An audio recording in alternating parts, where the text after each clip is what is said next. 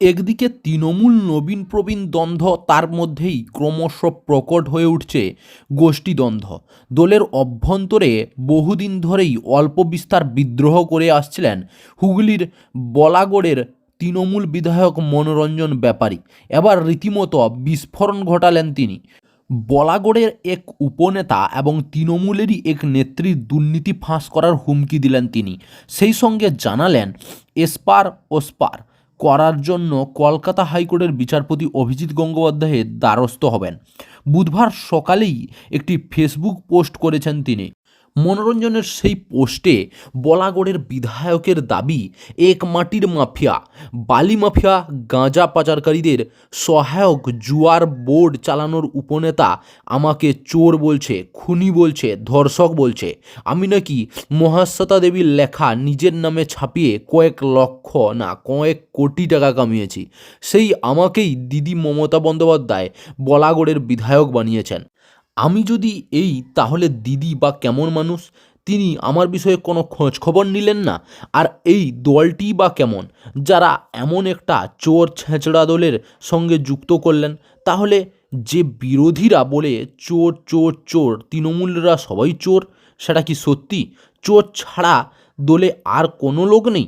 আগামী 7 জানুয়ারি ফেসবুক লাইভে আসবেন বলে জানিয়েছেন দলিত সাহিত্যিক তথা বিধায়ক মনোরঞ্জন ব্যাপারী। তার বক্তব্য অনুযায়ী কেন তিনি বলাগড় বিধানসভা থেকে দূরে বসে আছেন, সেই কদাকার ঘটনাক্রম তুলে আনবেন সেদিন।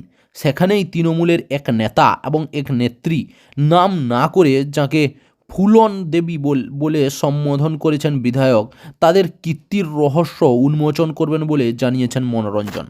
তাতে তার বা তৃণমূল দলের লাভ হবে না ক্ষতি, সেটা তিনি জানেন না বলে দাবি তাঁর। মনোরঞ্জনের ভাষায় 2-3 বছর অনেক অপমান অনেক সহ্য করেছি, আর নয় লড়াই এবার এসপার নয়তো অসপার। সেই যে বলাগড়ের ফুলন দেবী, যে সাথে 20-25 জন শার্প শুটার নিয়ে ঘোরে, সে আমাকে মহিপালপুরে জনসভা করে মাটিতে পুঁতে দেবে বলেছে। হয় সে আমাকে সত্যি সত্যি পুঁতে দেবে, আর তা না হলে আমি তাকে তার রাজনৈতিক জীবন থেকে রিটায়ার্ড করিয়ে দেব। দেখব তার কলকাতা বাবু তাকে কিভাবে বাঁচান। ফেসবুক বিস্ফোরক মনোরঞ্জন ওই নেত্রীর বিরুদ্ধে স্কুলের চাকরি নিয়োগ দুর্নীতিতেও যুক্ত থাকার অভিযোগ তুলেছেন তিনি। তার দাবি, কলকাতা বাবুর সহায়তায় স্কুলে আলাদাই পদ তৈরি করে 2017 সালে চাকরিতে যোগ দিয়েছেন তিনি। এই দুর্নীতি পর্দা ফাঁস করতেই কলকাতা হাইকোর্টের বিচারপতি অভিজিৎ গঙ্গোপাধ্যায়ের দ্বারস্থ হবেন বলেও হুঁশিয়ারি জানিয়েছেন তিনি। দীর্ঘ 5 বছর একজন শিক্ষক হয়ে একদিনও ডিউটি না করে কেমন করে তিনি বেতন পাচ্ছেন, সেটাও অভিজিৎ গঙ্গোপাধ্যায়ের কাছ থেকে আমি জেনে নেব। আমিও দেখতে চাই আর কত ক্ষমতা। পথে আমি নেমে পড়েছি, পারলে এখন কাজ না করে মাইনে নিয়ে দেখাক তো দেখি। তাহলে তার যা হবার সে তো হবে। স্কুল কর্তৃপক্ষকেও আমি ছাড়ব না। আইন কানুন সব কিছুর চেয়ে বড় মানুষের শক্তি।